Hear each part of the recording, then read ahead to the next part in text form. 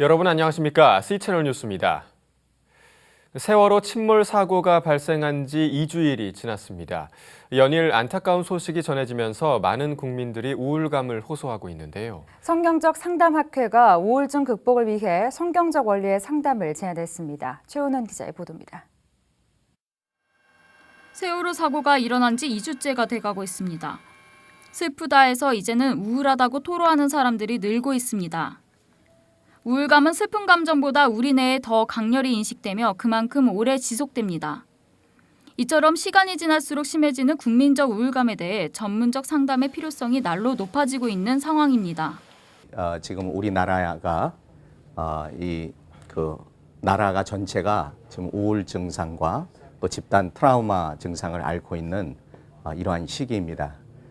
세월호의 그 침몰로 인한 아픔이 또 저와 그리고 모든 민족 전체에 퍼지고 있는 이때 우리가 어떻게 하면 이러한 슬픔 그리고 고통, 그 분노, 이러한 그 우울 증상에서 벗어날 수 있을지 우리가 함께 생각해야 하고 성경적 상담학회가 성경 말씀으로 국민적 우울감을 극복하겠다는 취지에서 국제 컨퍼런스를 개최했습니다. 이번 컨퍼런스는 목회 상담학의 해외 석학들이 참여해 우울증에 대한 성경적 해석과 우울증 및 자살 예방을 위한 상담가의 역할 등을 집중 조명했습니다. 성경적 상담은 치료법 차원의 심리 상담과는 달리 기독교 세계관과 기독교 인간관을 바탕으로 전인격적인 회복에 초점을 맞추고 있습니다. 특히 성경적 상담은 상담자와 내담자의 아픔을 위로하는 수준에서 그치는 것이 아닌 성경적 가치관 안에서 삶의 목적과 비전을 세울 수 있도록 도움을 줍니다. 가장 중요한 포인트는 인간의 문제는 마음의 문제라고 진단을 합니다. 그 마음의 문제를 해결해 줌으로써 슬픔과 우울감에서 벗어나게 하고 또 그 마음의 문제를 해결함으로써 자살 충동에서 벗어나서 새로운 희망과 소망을 갖게 하는 그러한 상담법이죠. 지금까지 우울증 상담은 내담자가 먼저 도움을 요청하면 치료가 진행되는 방식이었습니다. 그러나 성경적 상담은 상담자가 어려움에 빠진 이웃들에게 먼저 도움의 손길을 전합니다. Encourage Christians to care well for one another, to ask questions, to reach out and not wait to hear bad news, but instead take initiative and show compassion to their neighbors, to their family, and to their church members. 성경적 상담을 위해서는 무엇보다 한국교회의 역할이 중요합니다. 성경적 상담 전문가들은 한국교회가 우울증으로 고통받는 사람들을 위로할 수 있도록 상담을 위한 전문적인 기도팀을 만들어야 한다고 강조합니다. 또한 우울증으로 고통받는 사람들과 성경적 원리를 온전하게 나누기 위해서는 기도사역자와 내담자 사이에 깊은 관계가 형성돼야 합니다. 미국 탈북신학교 목회상담학 교수인 렉스 존스 박사는 기도사역자들은 사역자 혼자 기도하는 기존의 기도 방식을 바꿔야 한다며 치유기도는 내담자와 대화하듯이 번갈아가며 하되 내담자가 기도 내용을 놓치지 않도록 천천히 기도해야 한다고 조언했습니다. People who are depressed can work through their depression with someone who will stay with them long enough to keep praying conversationally over and over again. 세월호 사고는 우리에게 깊은 절망과 상처로 남았습니다. 고통받고 있는 영혼들이 예수 그리스도의 은혜 가운데 새로운 소망을 세울 수 있도록 한국교회와 성경적 상담가의 역할이 중요한 시점입니다. C채널 뉴스 최은원입니다.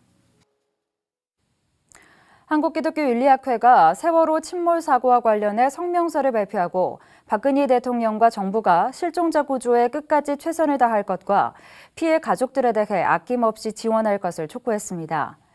29일 한국기독교윤리학회는 이번 사고의 책임은 부실한 관리와 무능한 대응으로 일관한 정부와 탐욕에 눈먼 선주와 사업주, 무수한 승객을 죽음으로 내몬 선장과 선원 모두에게 있다고 전했습니다. 또 이번 침몰 사고에서 세상에 대한 무관심과 무책임한 교회의 부끄러운 모습도 볼 수 있었다며 한국교회는 사회 각 지도자들이 사리사욕을 챙기지 않도록 감시 견제하는 역할을 잘 감당해야 한다고 주장했습니다. 이에 학회 회원들은 정부의 재발 대책 강구, 검찰의 의혹 없는 진상 규명 등을 촉구했으며 한국교회를 향해서도 생명의 가치를 존중하고 사회 통합을 위해 노력해야 한다고 요구했습니다. 성서적 내용을 창작 발레로 표현한 메시아 공연이 지난 주말 관객을 찾았습니다. 핸델의 명곡 메시아를 토대로 낭만 발레는 관객들에게 위로와 희망을 전하는 통로가 됐습니다. 유성훈 기자가 보도합니다. 마을 사람들이 악기 예수를 환영하며 기쁨의 춤을 춥니다. 시간이 흘러 예수가 사역을 위해 예루살렘에 입성하고 사람들은 종려나무 가지를 들고 환호하는 군무를 펼칩니다.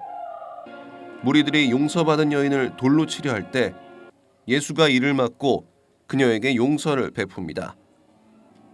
예수의 제자 유다는 예수를 넘기라는 사탄의 유혹에 괴로워하지만 결국 배반하게 됩니다. 체포당한 예수를 보고 겁에 질려 도망가는 제자들. 멀리서 예수를 바라보던 무리들의 행렬이 춤으로 이어집니다.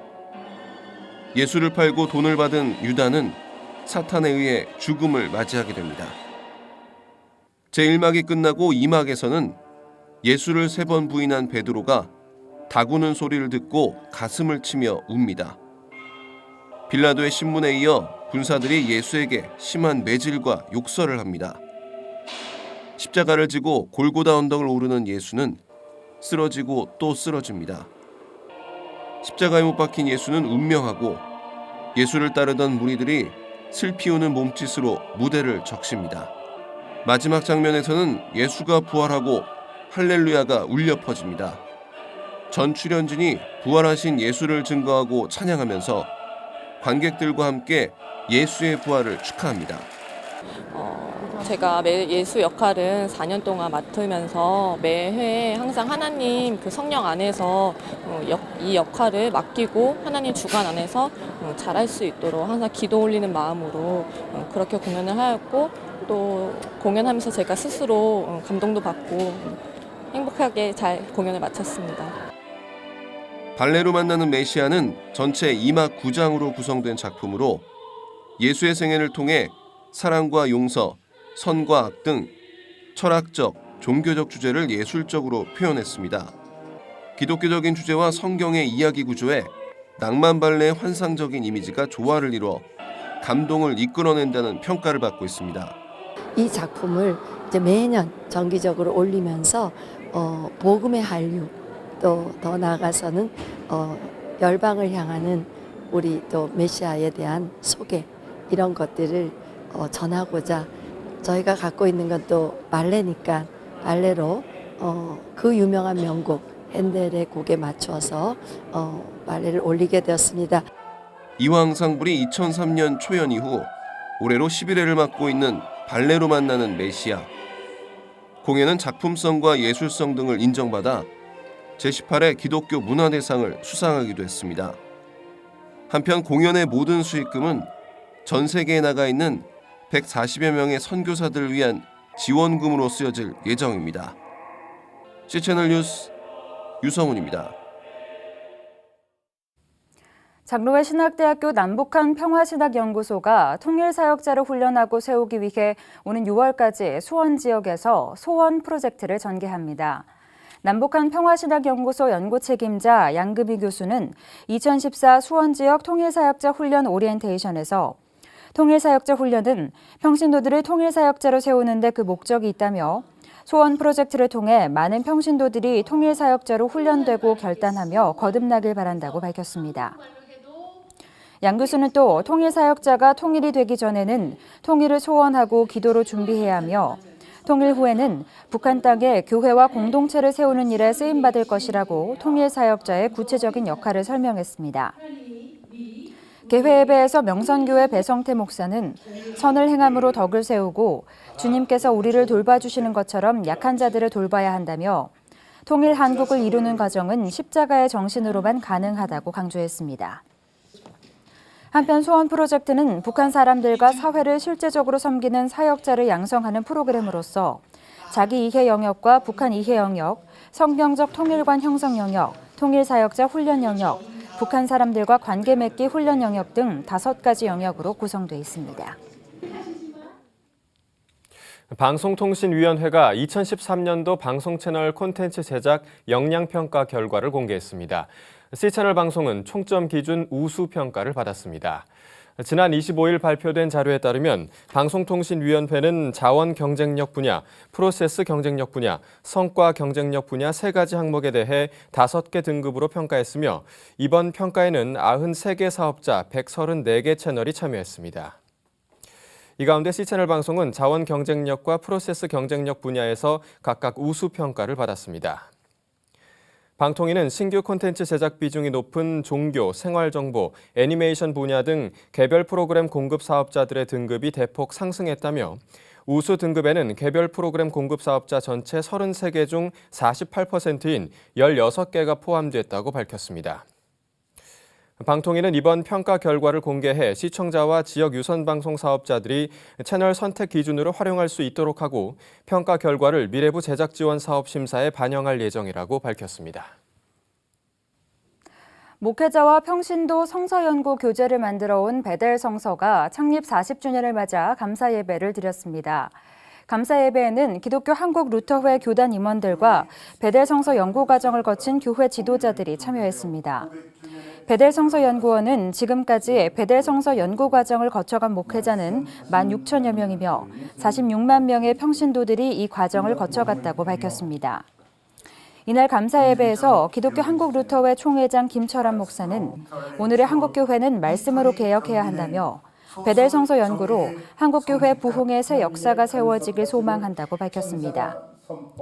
베델 성서연구원 이홍렬 원장은 베델 성서는 한국교회 성서연구의 새로운 지평을 넓혀왔다며 앞으로도 폭넓은 목회 프로그램을 수용해 나가겠다고 전했습니다.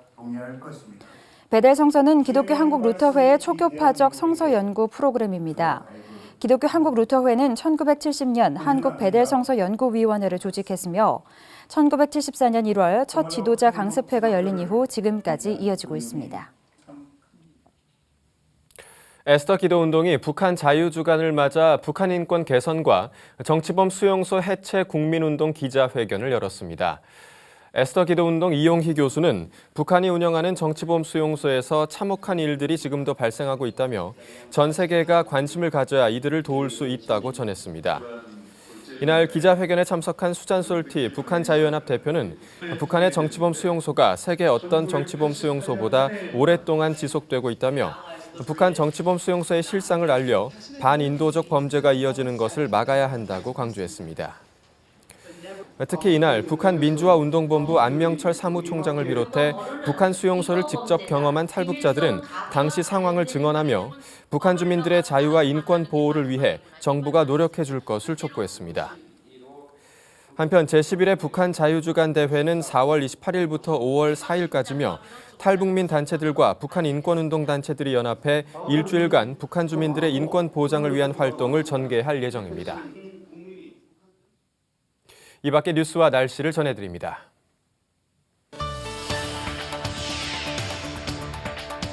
한국조직신학회가 다음 달 9일 이화여자대학교에서 2014 한중일 신학포럼을 개최합니다. 동아시아의 기독교 신학 어떻게 할 것인가를 주제로 열리며 한중일 세 나라의 조직 신학자들이 함께 참여하는 전국대회 형식으로 진행될 예정입니다. 꿈의 숲 기독교 대안학교가 다음 달 1일부터 29일까지 100주년 기념교회에서 제1회 기독교 인문대학을 진행합니다. 기독교 인문대학은 역사의식을 바로 세우고 인문학에 대한 진지한 탐구를 통해 교회 갱신의 밑거름이 되겠다는 취지로 준비되어 왔습니다.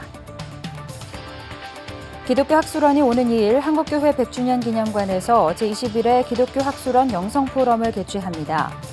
부산총회 이후 WCC의 영성을 주제로 열리며 발표회는 정의와 평화 이해, 복음화의 선교 이해, 자연계와 타종교 이해, 청중과 함께하는 공개 토의 시간으로 구성될 예정입니다.